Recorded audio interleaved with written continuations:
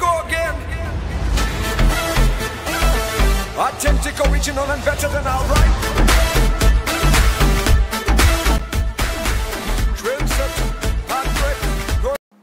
Hello everyone. Today I am going to explain you chapter 3 of standard 10, and before going to start the lecture I would like to make a small request to all the new members who have come to my channel for the first time. They have to like, subscribe and comment so that you can get the notification whenever I upload a new video. So let's start the explanation.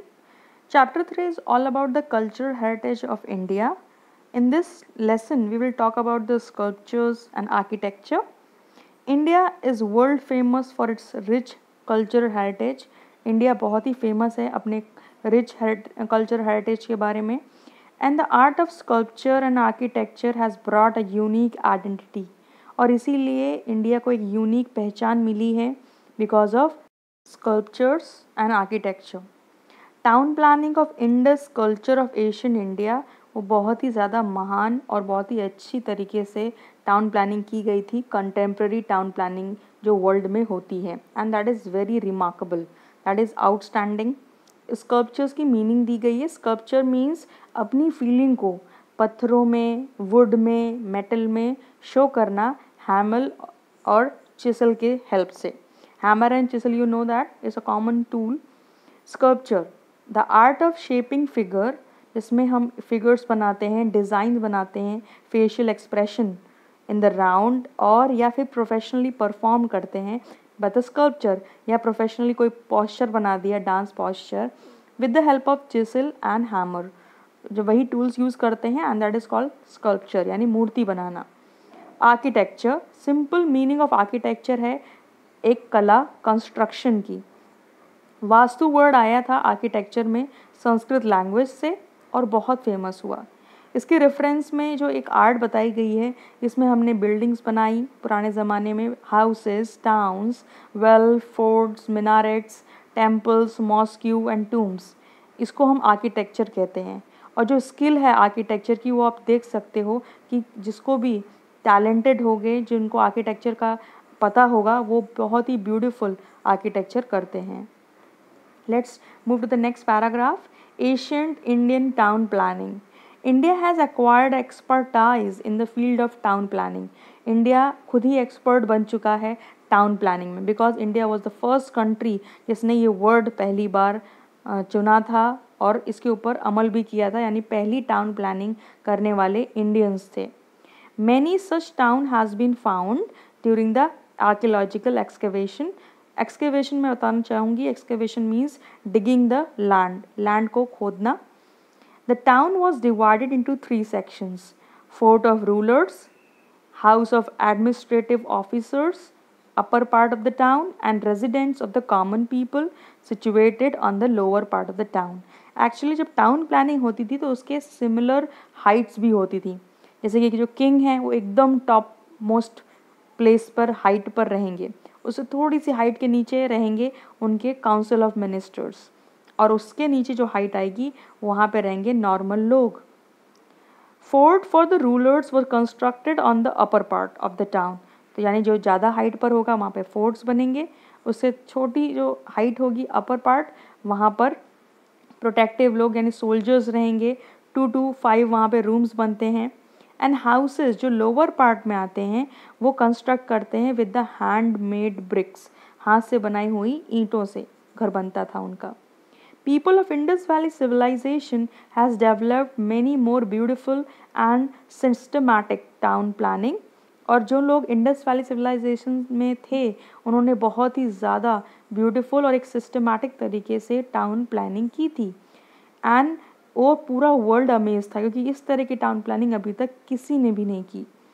And among all of them Harappa and Mohenjodaro, ये दोनों top most places थे जहाँ पे best of best town planning हुई थी. Let's talk about in detail. Mohenjodaro की बात करेंगे पहले हम.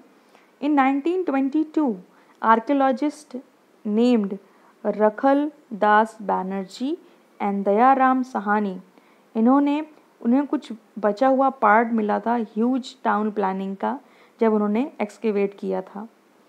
And that is was carried out with the guidance, जिसमें गाइड करने के लिए चीफ थे sir John Marshall and colonel Mackay. In the Larkana district now in Pakistan of Mohenjodaro, Mohenjodaro का मतलब होता है हीप ऑफ डेड्स, यानी बहुत सारी जो डेड चीज़ों का एक गट्ठा या collection. Construction of town, municipal composition. From the point of view of town planning, अगर हम टाउन प्लानिंग की बात कर रहे हैं तो Mohenjodaro is the best. House were built on the high plinth, plinth मतलब height.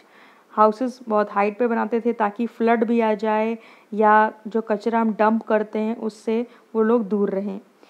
The houses of rich people were double stories, और जो लोग बहुत ही रिच थे उनकी जो घर थे वो डबल स्टोरी थे, having the 5 to 7 rooms. While those of poor people, जो लोग गरीब थे, were single storeys having the 2 to 3 rooms, और जो बेचारे गरीब थे उनके पास सिंगल स्टोरी बिल्डिंग थी और 2-3 रूम थे। The town was fortified, town को प्रोटेक्ट किया गया। मेन एंट्रेंस जो थी हाउस की वो ओपन होती थी the side lane, not on the main lane, यानी जो छोटी सी गली होती है सोसाइटीज़ के बीच में वहाँ पर मेन रोड पे उनके दरवाजे या एंट्रेंस नहीं होता था, because it create a lot of noise. Remains of store house, kitchen, bathroom, ये सब हर घर में अवेलेबल था। There were proper arrangement for the doors and windows, doors थे, विंडोज़ थे, ताकि जो हाउस हो वो प्रॉपर एयरी हो और वेंटिलेटेड, मतलब एयर का इनकमिंग एंड आउटगोइंग प्रॉपर हो। Roads, roads are the main feature of this town planning, road proper main features थे टाउन प्लानिंग के। And roads have 9.75 meter wide, यानी ये जो है ये उसकी ब्रेथ है यानी चौड़ाई है, 9.7 मीटर चौड़े थे। The small link road cross the major one at the right angle, और जो छोटे छोटे रोड्स थे वो मेजर रोड यानी मेन रोड को कनेक्ट करते थे at 90 degree. The roads were wide enough, road काफ़ी चौड़े थे ताकि number of vehicles, at that time we don't have vehicles that called bullock carts, okay, so bullock cart pass हो सके। Pits on the road side suggest that there might be having the lamp post, और जो गड्ढे थे road के side में वो बताते हैं कि वहाँ पे मशाल जला कर दी थी। The roads of town were straight main road without any turn, और जो मेन रोड था वो टर्न लेता ही नहीं था, एट स्ट्रेट 90 डिग्री या परपेंडिकुलर जिसको बोल सकते हैं। There is considered to be the speciality of Asian time, और यही एक यूनिकनेस थी। There were 2 main roads, one is going for the north to the south and other is going for the east to the west, and दोनों road 90 degree पर intersect यानी cut करते थे एक दूसरे को। Now comes about the drainage system. Drainage system एक unique feature थी टाउन प्लानिंग की। सच अ ड्रेनेज सिस्टम जो है वो कहीं नहीं मिला except island of Crete in the Mediterranean sea. ये सिस्टम जो बनाया गया था ताकि हम गंदा पानी निकाल सके टाउन से, and each and every house has a cesspit, cesspit मतलब that we call gutter system, sewage system. This planned and systematic and efficient drainage system clearly proves that they were very careful about the health and hygiene. अब आपको cesspit उस ज़माने में that time we don't have education, the type of education right now we are having, at that time they don't have, still they have the care of hygiene and health. So उन्होंने बहुत ही अच्छे से drainage system बनाया ताकि उनको ये पता था कि गंदा पानी हमें बीमार कर देगा। Let's talk about the public bath. एक बड़ा सा बाथ यानी एक यू कैन से एक बड़ा सा होल या जो है बहुत ही बड़ा, वो एक्सकेवेट किया गया था मोहनजोदारो में, and there was a arrangement किया गया था कि उसमें जो फ्रेश वाटर भरा जाए और जो गंदा पानी वो बह जाए। There might have been facility, वहाँ पे शायद गर्म पानी की फैसिलिटी भी थी, स्मॉल रूम्स थे चेंज करने के लिए, पब्लिक बाथ थे जो कि सिर्फ और सिर्फ फेस्टिवल्स और मेलों के समय यूज़ होते थे। Let's talk about public buildings. The ruins of 2 huge buildings have been found, 2 buildings के रिमेन्स हमें पाए गए हैं मोहनजोदारो में, and they might have been use as a town hall, और आर्कियोलॉजिस्ट ने ये अंदाज़ा लगाया कि शायद ये टाउन हॉल हो, एक थिएटर हो, या फिर मीटिंग के लिए एडमिनिस्ट्रेटिव ऑफिस हो या ग्रेनरी हो। The barrack of such building was also found. Barrack मतलब एक ढांचा या स्ट्रक्चर बोल सकते हैं. And this must have been use to the accommodate soldiers. और मे बी शायद यहाँ पर सोल्जर्स को रखा जाता हो. हड़प्पा. इन 1921 under the leadership of Sir John Marshall and Colonel Meek, the Dayaram Sahani discovered a very ancient remain of Indian civilization. Dayaram Sahni ने एक बहुत ही पुरानी चीज़ उन्होंने फाइंड की from the Montgomery in the Punjab district near Harappa. जो पुर्जे या जो चीज़ें मिली थी इंडस वैली सिविलाइजेशन में, वो मिली थी from Ropar in the Himalayan region. And then Alamgirpur at Meerut in Uttar Pradesh, Kalibangan in Rajasthan, Lothan in Dholka in Gujarat, Deshalpur and Shikharpur in Kutch, Dholavira Rangpur near Limdi in Saurashtra, and Srinathgad Rojdi near Gondal, then Kuntashi near Morbi and Somnath. यहाँ पर हमें remains मिले थे. The region of सप्त Sindhu river. सप्त सिंधु मतलब 7 reverse जहाँ पे मिलती हैं. And that is the place of Indian culture जो कि डेवलप यहीं पर हुआ है. इसीलिए हमने उस कल्चर का नाम, उस सिविलाइजेशन का नाम इंडस वैली सिविलाइजेशन रखा. It's main remain were found first of all from Harappa. और पहली बार हमें कुछ एशियन यानी हमारी हिस्ट्री के बारे में पता चला from the Harappa place. And that is why इस सिविलाइजेशन का दूसरा नाम हड़प्पन सिविलाइजेशन भी पड़ा. कॉपर, स्टोन वेपन्स भी मिले और बहुत कुछ चीज़ें मिली हमें जब एक्सकेवेट किया. एंड दैट इज़ वाई इसको हमने कॉपर स्टोन एज का नाम भी दिया. Town planning of Harappan civilisation बहुत ही सिस्टमैटिक थी.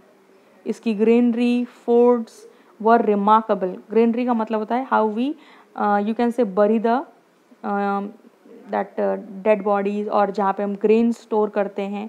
ये बहुत ही ज़्यादा रिमार्केबल चीज़ें थी. पीपल ऑफ दैट एज बहुत खुश थे वो, और बहुत इच्छा थी कि वो ऑर्नामेंट्स पहने. और उसी चीज़ की हमें बहुत सारे क्लू भी मिले हैं कि पहले के लोग ऑर्नामेंट्स पहनना बहुत पसंद करते थे. Let's talk about the Dholavira. एक ह्यूज एक सिस्टमैटिक एशियन टाउन था ये, और सेम टाइमिंग पे था जब हड़प्पन की बात हो रही थी तब. and has been found 2 kilometers away from Dholavira village at Khadri Bhet in the vast desert in the भच्चू taluka, और जो कि 140 किलोमीटर्स दूर था भुज से. आर्कियोलॉजिकल डिपार्टमेंट ऑफ गुजरात ने सर्वे किया कि ये टुकड़े जो मिले हैं हमें ब्रिक्स के, इससे हमें कुछ नॉलेज मिल पाए तो अच्छी बात है. After this officers of archaeological survey India ने अंडरटेक किया एक रिसर्च वर्क 1990 में एडी, एंड स्पेशल टास्क थी खोदने की, एक्सकेवेशन की, and was carried out under the guidance जिसका नाम था Ravindra Singh Bisht. Remains at Dholavira, places, palaces, main walls of town, ये सब पेंट हुए थे वाइट कलर से. सो सच फोर्टिफाइड वॉल, जो प्रोटेक्ट करने वाली वॉल्स थी उसके आगे, टाउन के आगे ये सब फोर्टिफाइड वॉल्स बनाई गई थी प्रोटेक्ट करने के लिए, सो सिक्योरिटी के लिए, ताकि कोई भी अटैक करे तो पहले ये वॉल्स गिरे, उसके बाद टाउन में कोई मरेगा या फिर डैमेज होगा. So here is the end of today's session, and I hope you have understood everything. So see you in the next lecture. Bye everyone. Love you zindagi.